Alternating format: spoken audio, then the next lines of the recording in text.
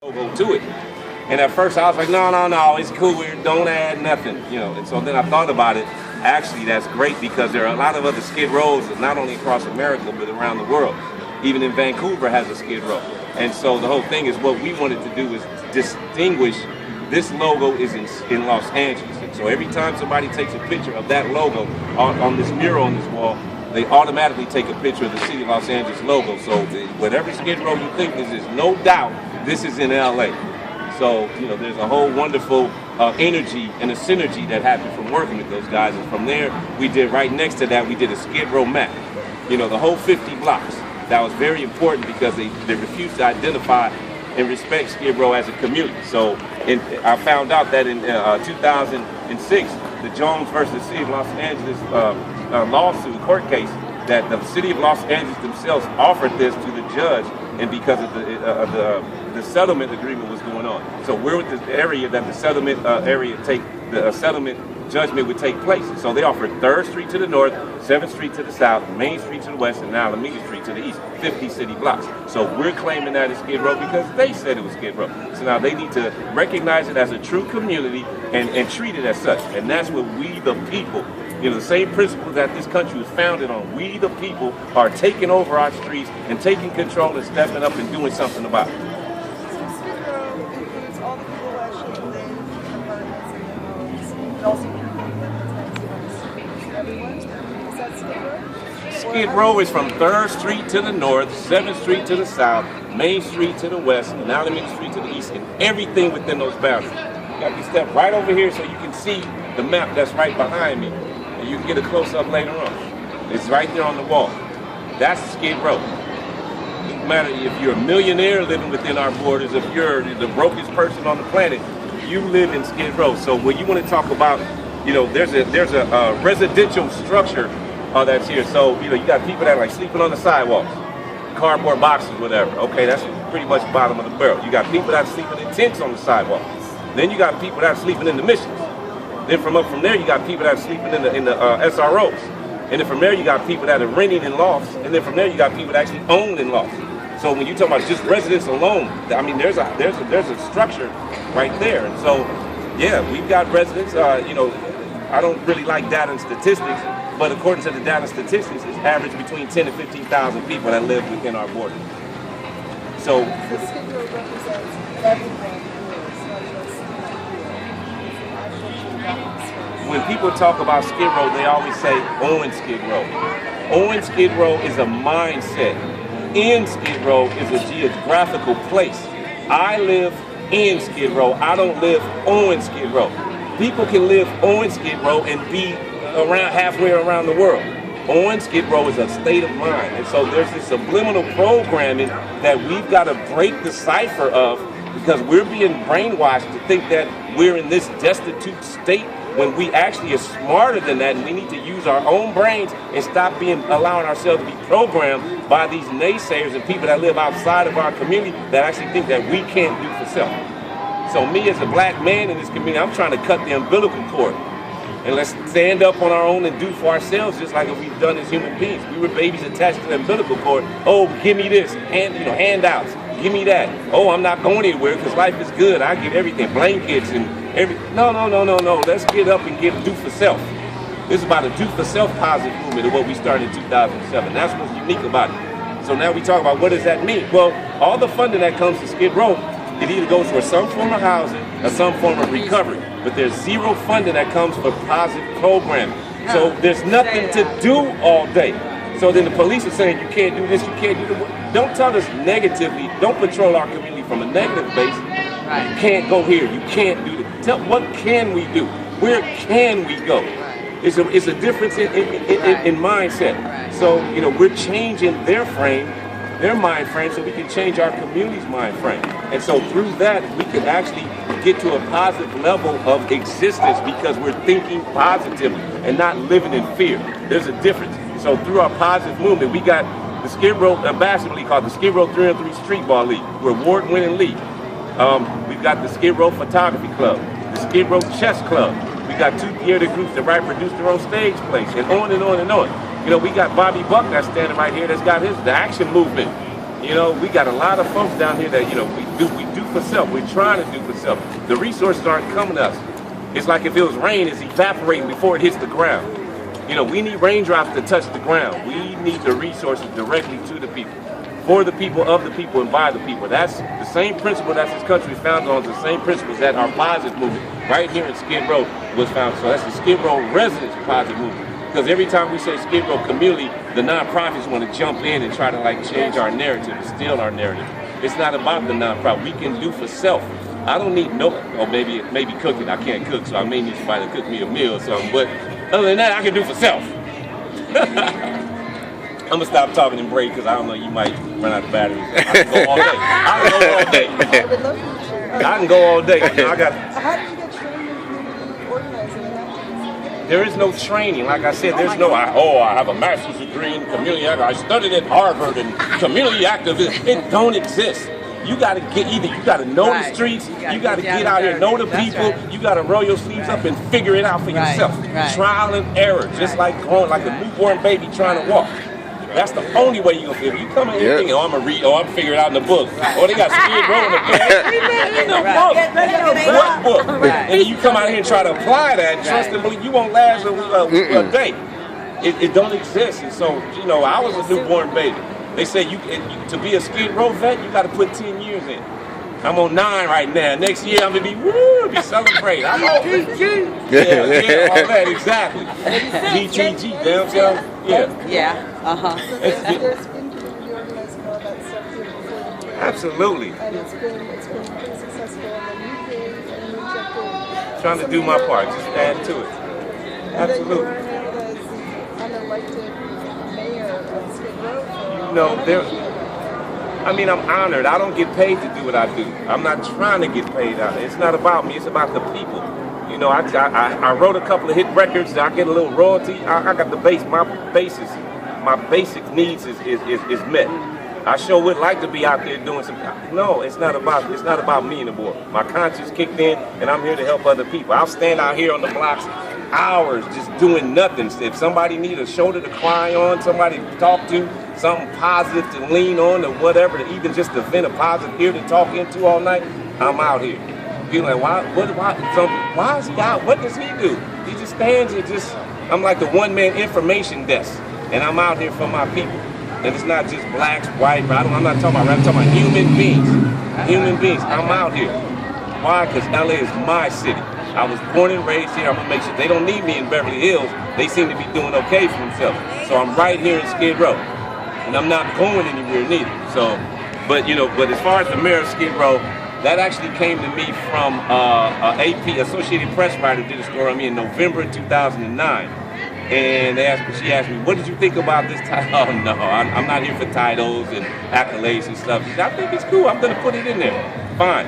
When the story came out, CNN saw it and instantly they burned it, we want him. And then they put a story out there called The Mayor of Skid Row, featured interview. And then it pretty much is stuck from there. So, I've been called a lot worse. I'm not here to make friends, I'm not here to be liked, I'm here to put in work. And that's why people understand. I speak the truth, 100% the truth, all times. There's no shenanigans, there's no faking with me. If you want the truth, I'm your source. And that's why, we have the credibility, we get the results that we get. Because if people know, if General Jeff said it, that he's going to be a man of his word, he's going to deliver the goods, he's going to produce the desired results, whatever needs to happen. And that's why we've got the results that we have thus far. I do not speak about my personal family or my personal life because it's not about me. Again, it's about Skid Row. I talk to you all day about Skid Row. Describe some of your relationships with some of the people that you know here, your friends. Describe? I got love. I got love here, and I got haters here. Some people have been longtime activists, and I don't know if they're jealous of it. I don't know. I'm just doing the work. I don't know. People, like the LAPD. Some days they hate me, some days they love me. I don't care. I'm not here to be hate or like. I'm not here to make friends. I'm here to do the work. If I have to get along with somebody to get a job done because they have a resource that I can't afford on my own, then so be it. I'll work with anybody, anytime, any place, anywhere. Because I have a sense of urgency to get it done because people are dying on these streets. Every year in December, we're going to have it again this next month. the National Homeless Memorials Day. And all the nonprofits come together and they read off the names of the people that died in Skid Row that day to give them a decent spiritual cleansing, if you will, and closure to their life. And the same thing, not only for them, but for the people that live in this community. Every year it's over hundreds of names. And, you know, the problem for me is that this is 50 city blocks. And you talk about over 100 names every year. That means that's more than two people per block that are dying. Show me another community in America where there are 2 people dying per block. This is an epidemic that's going on down there where people are dying and nobody cares. Well, I care. So that's why I'm doing everything I can, whether it's in the streets, whether it's, you know, community activism, whether it's politically, whether it's City Hall, whether it's Sacramento, the state capitol, or in Washington, D.C. I'll do whatever it takes, go anytime, any place, anywhere. What are you most proud of? What are you most proud of the things that you've been able to accomplish here? Nothing. Talking there. I'm not proud. What am I most proud of? What's your greatest success? I'm not proud of anything right now because we haven't done it yet. That's like Kobe Bryant in the middle of a game or Michael Jordan in the middle of a game, and it's like, oh, what was your greatest moment? The game is still being played. We do that. We'll do the recap after the game is over. You know, so see me in 10 years, and then we can look back and reflect on something. Because see, that's when you get comfortable, when you start kicking your heels up and looking back and reflect. Let's rewind the tape. We can't rewind the tape. The game is still going on. What are some of the more concrete goals you want to achieve in the next 1 or 2 years? Concrete goals. Obviously, you know, again, it's about the infrastructure. It's about the politics associated with Skid Row and what's governed Skid Row. You know, the Skid Row nonprofits are just in the way. You know, they have no idea what it is. They're poverty pimps. You know, they're coming in here to do what they can to get money. If they ended all homelessness, they would lose their funding. Mm-hmm. So, you know, I say homelessness is a $1 billion industry, so they're coming in to get money. So they'll help a few people just to qualify to get more funding. But you look at what they're saying on the mission statements, and you look around, I don't see it. What Skid Row are they talking about? Because I see people dying on the streets, struggling on the streets. What outreach team? Nobody walking around here trying to help people. So a lot of that, so we have to address that. So we have to work around the nonprofits, because in the history of Skid Row, every time when the community tries to stand up on its own 2 feet, collective 2 feet, and want to do something for self, the nonprofits always get in the way, and somehow, you know, they derail that train. And that's because they're the middleman. So they always wanted us to stay dependent on them. So as long as we're dependent, they're always in business. Because nobody's going to give the money to us directly. But see, through our Skid Row Residents Positive movement, we're in the process of changing all of that. And I can't speak to that because if we give our game plan away, it's going to be the naysayers are going to try to attack it. But what I can say is, you know, again, we're focusing on all things politics. So just like we're in the process of creating the Skid Row Neighborhood Council. You know, the residents are leading that, but we're going to invite the nonprofits to the table, the businesses, and any other stakeholders that are here in this community. I've served, you know, on the neighborhood council system, and as others have in this community. And, you know, we under our politics, we've got to get our politics, because that way that's going to get us a direct pipeline to City Hall and city services, and we're going to cut out the middleman. So I can't give away too much of our game plan, but we have some things in line. It's going to be interesting. It's going to be fun. Stay tuned. Which organizations or people have been actually helpful towards the If you expect me to talk about the Skid Row nonprofits, I'm not going to mention not one. But were there additional missions or certain politicians in Los Angeles that have been actually genuinely Because of the current conditions that Skid Row is in, I'm not promoting any politician. That's almost like an endorsement that can be used for the history of time. Skid Row has been in existence for over 100 years. The modern day Skid Row has existed since the mid-'70s. When, you know, what the word is that, you know, when then Governor Ronald Reagan shut down the state-run mental institutions and let, you know, the mentally ill folks out on the street, and we've been out here on the streets ever since. You know, so now you got people that are suffering from extreme poverty that are here in Skid Row. Where's the help? You know, where's the jobs? Where's the, you know, we want ownership opportunities. You know, we need a 24-hour business center where people can just, okay, I'm tired of standing around doing nothing. Let me start an online business, and while I'm standing out here trying to survive, I can still be generating some type of income for myself instead of waiting for handouts. There's a lot that they can take educational tutorials online, learn how to read, you know, get their high school diplomas, GEDs, college degrees, master's degrees, charities and help for self, do for self. It's a lot that can be done that nobody, where does it exist? Why does it exist? Why is General Jeff the first one to speak on it? I'm not giving my solutions away because then the nonprofits will do it and then they'll get all the credit. Then they'll be the ones who get the funding and control the environment. So that's, so we got a lot of solutions. We're not endorsing anybody. We're not saying that anybody's been good to us because you can't look around this community and justify anybody doing anything good for Skid Row. What Skid Row are they talking about? So unfortunately, I can't answer that question.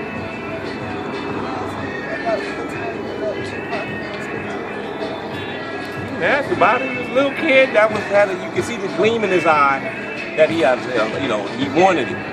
He wanted it bad, but what I liked about it, he was very respectful and he was very knowledgeable. He was wise beyond his years. And then come to find out, he was talented. If I'd have knew, oh man, I would have signed him. I know it was all that. That would have been mine. It wouldn't have been no Death Row record. Oh, if I go play a what if game, all these cats, I'd have signed everybody. Snoop, I'd have had a mark with, it wouldn't have been no NWA. I'd have had Q with me. Oh, no, stop. I don't do that, No, but Pop was really a beautiful, beautiful soul. And then, after he got successful and then to really like research him and find out, even before he got here on the West Coast, that he was into like the performing arts and was really true to the arts. Like me, I'm true to the arts. I've been a member of Screen Actors Guild since 1995. I haven't gone out for a role since I've been a community activist in Skid Row, but I still pay my dues, my membership dues. So, I still vote for the SAG Awards, even though I haven't some of the stuff. If I haven't seen people's work, because I respect the art so much, I'm not going to vote. Am I interested in going out for roles, casting? No, I'm a community activist right now. When I get done with Skid Row, where we need to be, maybe. But right now, I'm not interested in none of that. It's not about me. It's about helping other people. I still am an actor. Not that I'm acting right now. I'm a community activist right now. I don't think I'm acting. Nominee for Best Community Activist. Wait, is that a category? No. I'm sorry, what's the question? What roles did you take to expand your acting? Oh, geez, that's a good question. Let me see. I haven't thought on this in a while. I was a child. My mom started me out as a child actor when I was 5 or 6 years old. I remember studying at Al Gilbert Performing Arts and Dance School. And I was doing dancing, singing, tap dance, jazz. I took ballet. I studied ballet until it was time for my first recital. So I gotta wear what? Not wearing that. We were done. So, we weren't doing that. And so, but I was doing roles like the McDonald's commercials. I don't want to throw a resume out there. I just did some things trying to find. Yeah. Exorcist 2. I'll throw that one out there. That was fun. I was an Exorcist 2. Little tap dancing scene. It got cut. It ended up on the cutting room floor or something. I mean, on something that had different versions of it. Because when it first came out, the expectation from Exorcist 1 was so big that the expectation was even bigger on Exorcist 2, and it did as well. So they went and did a director's cut. So I believe I was in one of those cuts. I don't remember, but one of the other ones, I ended up on the cutting room floor. So, but I've done some things. I don't know. I was tap dancing. Linda Blair was tap dancing. She was up in front. Well, we were all doing the routine. And it was funny, I was 10 years old when I got cast for that part. But because I was so tall, she was in high school. It was a high school recital. And so but I was good at what I did. And so they're like, we need him. And I was honored, but I was 10. When we started filming, my birthday happened, I was 11. But yeah, so I got pictures. I have a story somewhere, me and Linda Blair hanging out between the rest of the crew. It was just a fun time. And then how did you go into hip-hop? Just on the streets of South